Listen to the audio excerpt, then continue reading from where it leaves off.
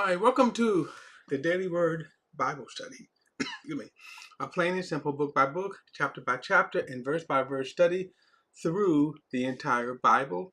Currently, we are in Luke's Gospel, chapter 22, and we are continuing on the journey of the night Jesus was arrested, crucified, well, you can say tried, crucified, buried, and then his resurrection.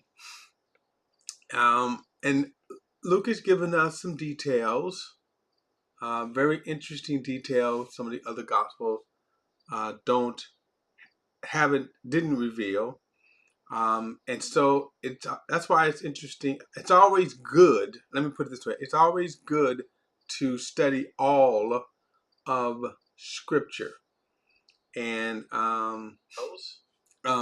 very interesting details. So it's good to study all of Scripture so that you can get the full view. So, all right. So let's jump right into it. Luke chapter 22.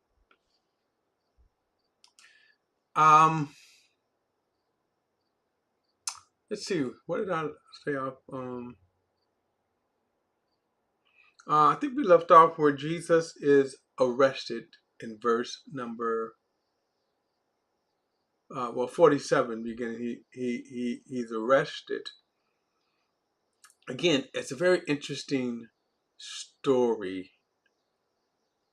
After he is praying, and then he comes to his disciples and says to them, you couldn't stay awake with me 1 hour.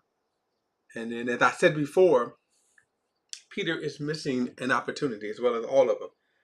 If you remember during the supper, Jesus said that all of them were going to flee. I mean, although the focus will be on Peter, but all of them fled. Okay, all of them fled. We may see this in a moment. So, but even this moment here, as Judas leads them to Jesus, he knows he leads them to Jesus. He knows where Jesus, that the Garden of Gethsemane was one of Jesus' spots. And this was the perfect place to arrest him away from the crowd. And then, but an interesting thing happened in verse 51 when he says that, no, not verse 51. I'm going to pick it up in verse 54. Now, he says, they seized him and led him away. No, that's not what I wanted. It was one back up here. And verse 50 is what I want. He says, then one of them struck the high priest's ear. Then one of them struck the high priest's slave and cut off his right ear. But Jesus responded, no more of this, and touching his ear, he healed them. Now, what's interesting about this,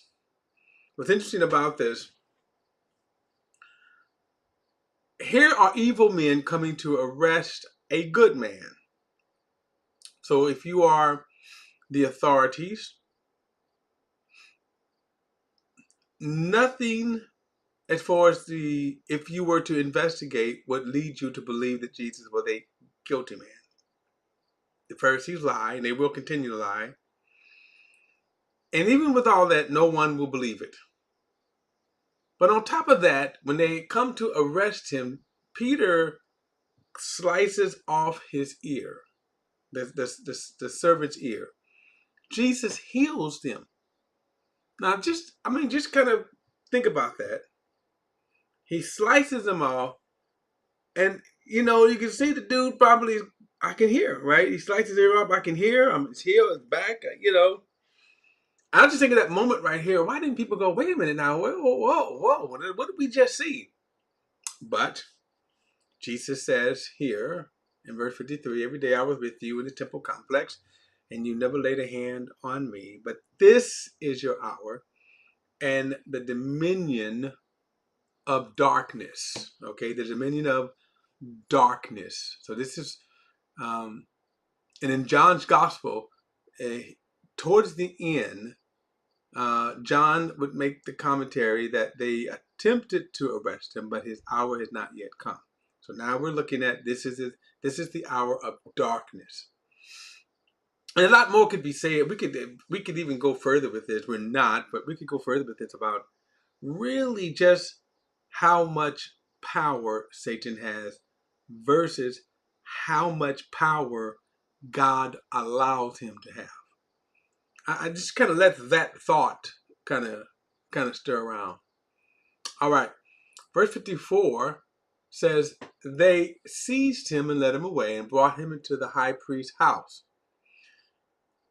Now, this Jesus will actually have two, I'm going to call them kangaroo courts, and then he will be led to Pilate. The Jews, and kind of shows you where they were in their life, that they could not execute someone. So what they're doing with these first two, you can say, hearings, kangaroo trials, it's kind of getting their lie together. Okay, so but here back to Peter, right? Now, remember Peter just, I want to say arrogantly, boldly said that he would never deny Jesus. Now, it didn't say it here, but in another gospel, he said, even if talking about all the disciples, everybody, if they do it, I would never do that. Well, here's Jesus. Here's Peter now. It says, meanwhile, Peter was following at a distance. They lit a fire in the middle of the courtyard. Now, they had brought Jesus into the temple complex.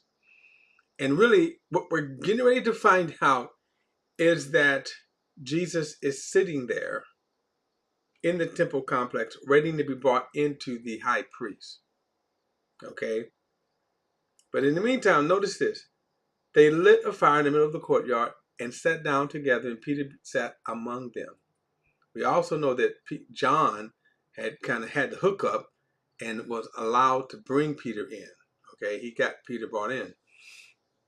Verse 56, when the servant saw him sitting in the firelight and looked closely at him, he said, this man was with them too. But he denied. Now remember, Jesus said this is the hour of darkness, and you can see how it's hitting Peter as well. But Peter denied it. Woman, I don't know him. After a little while, someone else saw him and said, you were one of them too. Man, I am not, Peter said. About an hour later, another kept insisting, this man certainly was with them, since he is also a Galilean. But Peter said, man, I do not know what you're talking about. Immediately while he was still speaking, a rooster crowed. Now get this in verse 61. Then the Lord turned and looked at Peter. So Peter remembered the word of the Lord, how he said to him, before the rooster crows today, you will deny me 3 times. And he went out and he wept bitterly. Like, wow, right? So, we get some fascinating details here. Remember, Peter was, this reminds me of, I always heard about Adam and Eve, and that the picture that I always kind of got, the way people would tell it, was that maybe Eve was caught there by staring at the tree, and then the serpent slithered up next to Eve and deceived her, and then she skipped off somewhere and gave fruit to Adam to eat. The reality, Adam was standing right there all along. That kind of brings me to mind. Then you have right here, Jesus is sitting literally in ear distance, right? He's sitting right there. He's sitting there, and he's hearing Peter deny him. And Peter's actually, he's right there in front of the Lord. He's denying him. He's really denying the Lord to his face. And that third time, Jesus turned and looked at Peter. Wow, what a look, right? What a look. What a look. I mean, just wow, what a look. um, History, or what's called Christian tradition. Now, the scriptures doesn't say that, but we don't really have, when we're talking about Christian history for the first century, we don't have any really historical history beyond the scriptures here, and we have some stories, and they're not always, whether you cannot say that they are confirmed or not. So we also say that, so this is why we preface this by saying tradition says Peter never forgave himself, to the point that when it is believed that he is crucified, and that too is by Christian tradition, when he was crucified, when he was executed, I should say, and he begged to be crucified upside down. And this is a story that you hear, that he was crucified upside down. And the reason why, because he said he did not feel worthy. He did not feel worthy to be crucified as the Lord was. And I certainly can understand the guilt that he can never, ever, ever, ever get over, the guilt of denying Jesus to his face. And the only thing that you could probably say is we do see later on that he certainly rests in the Lord's mercy, because he did go on to be one of the, obviously, one of the greatest leaders of the early church. Now, verse 63 says, the men who were holding Jesus started mocking and beating him. After blindfolding him, they kept asking, "Prophesy, who hit you?" And they were saying many other blasphemous things against him. So now you see, kind of get the picture of what's kind of going on with Jesus when he was arrested. And there was, you can almost, well, what stops, there was a little different from, let's say, arrest today and then rest during this time. That when we talk about right, those rights were only reserved for Roman citizens. Now, if you were arrested, that they didn't really apply to you. So notice Jesus, the guards, and these would be the temple guards, mocking Jesus, beating him. And I emphasize the temple guard because these should have been Jewish people serving the law. So you kind of get the religious atmosphere there. When daylight came, the elders of the people, both chief priests and scribes, convened and brought him before the Sanhedrin. Now, again, he doesn't say this, but they had already had one trial. So he says, and the Sanhedrin was the body of elders. It is believed to be somewhere around 70, and they included both Pharisees and Sadducees and other groups. So they were kind of the body of elders, a group of elders. So then here's the question. They said, "If you are the Messiah, tell us." Now, of course, this was a baiting question. The reason why they were asking that, even though they could have answered the question themselves. And here's the interesting thing about the Pharisees. The Pharisees, their sin of unbelief wasn't that they were confused. In other words, their unbelief, it wasn't that they were confused. They knew who Jesus is. They could have taught. They could have shown from the scriptures who Jesus is. And here's the interesting thing about their sin. They knew who he was, but just rejected him. In other words, we know who you are, Jesus. We're rejecting you. And you can put that on the same level as Satan. That Satan who, in the face of God, whatever that time period in eternity past, when he rebelled against God, Satan did so in full light of God. Deceived, no doubt, deluded, but it was a in-the-face rejection. And this is the kind of sin that you see with the Pharisees and the Sanhedrin. So they're asking him. Oh, let me also say this. Now, this is kind of in general because not all of the Sanhedrins felt this way. Because keep this in mind. Joseph, I think of Arimathea, and I think he was a Pharisee. I may be wrong in that, but certainly Nicodemus is also present. Okay, Nicodemus is present. Okay, so he asks the question, "Are you the Messiah?" They're asking this because they need a solid reason. Because the one thing that Rome did not tolerate was insurrection. They were tolerant to people. They were tolerant to cultures that they would conquer. They were certainly tolerant to Israel and let them keep their culture, but you had to fall in line with Rome. And they always had problems with insurrections.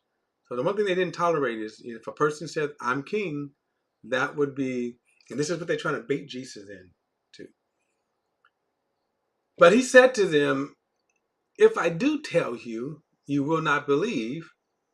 And if I ask you, you will not answer. But from now on, the Son of Man will be seated on the right hand of the power of God." Now notice that question right there, right? Notice that question. So it's not blasphemous, one. It's not even against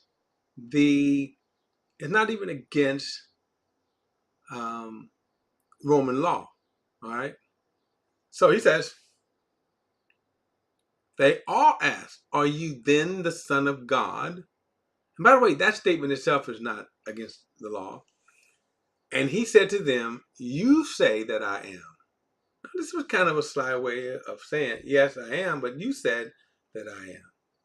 And then they was like, "Why do we need any more testimony?" They said, "Since we have heard it ourselves from his mouth." Well, what did you hear from his mouth?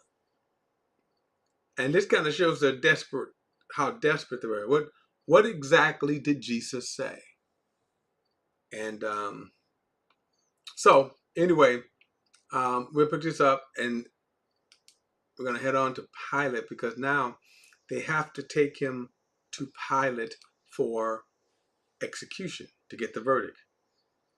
And all along, by the way, it's kind of interesting. In the other Gospels, we see they kept hammering Jesus, and it was like they just kind of drew any kind of anything to try to make it stick. And even Pilate is going to say, "Why are you bringing this guy here?" And Pilate is going to continue to say, I'm not finding any evidence for guilt, which would be the sin even more. I'm not finding anything. All right, guys, don't forget to like and share this video and subscribe to BP, the Bible Perspective. As always, if you have a thought or comment, add it to the comment section below. All comments are welcome, and I will see you in the next study.